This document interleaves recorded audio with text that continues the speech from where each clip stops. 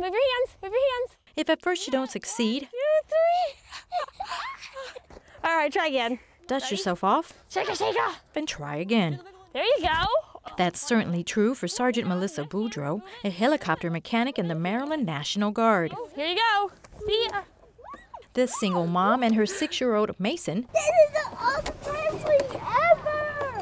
have seen their share of setbacks. I didn't have anywhere to live. I had, he was 3 at the time, a son, no job. I couldn't keep going to school because the GI Bill at that time wasn't post 9/11, so it wasn't paying the benefits it pays right now. I thought nobody noticed. I thought I had it under control, but the reality is when you struggle that long, I religiously ate a can of tuna fish and a yogurt every day for lunch because it was affordable.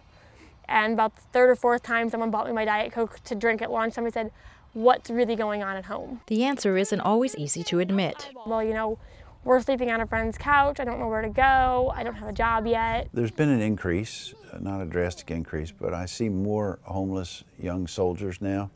A number of them do what's called couch surfing. You know, they'll stay on a friend's couch till the friend asks them to leave, and then they go to the next friend's home. Today, Sergeant Boudreau is back on her feet thanks to the Partners in Care program. I wouldn't be here. I wouldn't have him if I didn't have him, if I wasn't in the Guard. And there's no doubt about that. It's the brainchild of Maryland National Guard Chaplain Sean Lee. Sometimes the focus is always on those who've deployed and come back. If we only focus there to target our resources, we're missing half the folks who are looking for support, at least through a program like Partners in Care. Partners in Care provides a range of assistance to Guard members through connections within the community. The Guard is community. Congregations are the most stable part of any community. They're in every community and they always will be. So we tap into that. This is not something that's pushed on anybody, it's just offered. And so if someone's not comfortable, we say, well, that's fine. You know, these are the other resources that are available. Last year, more than 180 service members received help. I've had rent assistance to get on my feet to get my first apartment. I've had grocery assistance. They helped me get with a mechanic one time. I needed brakes and I could afford the brakes but not the service to get them done.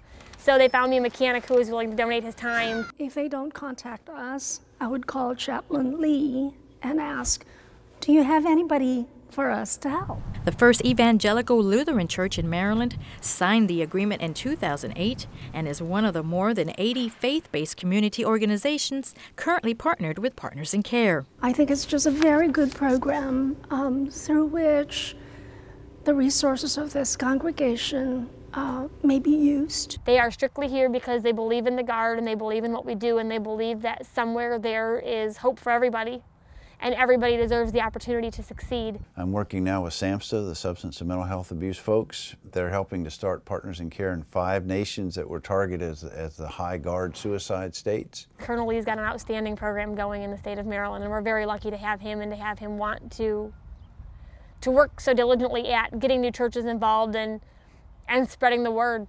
And it spreads very slowly.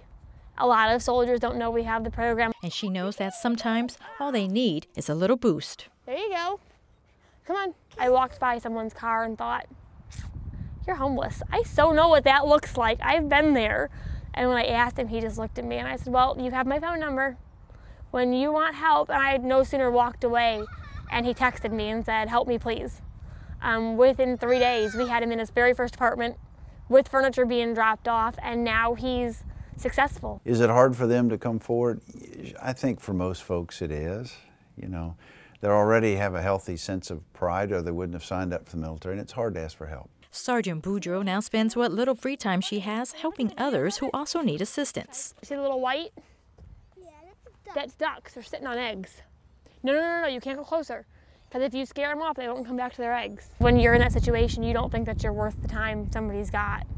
But it's saved the units. We try and be as gracious as possible so it feels affirming rather than diminishing to receive that help. So when we look at resiliency and retention and strength of the force, Partners in Care is one tool that we definitely need in the toolbox. I think that everybody is going to have their struggles.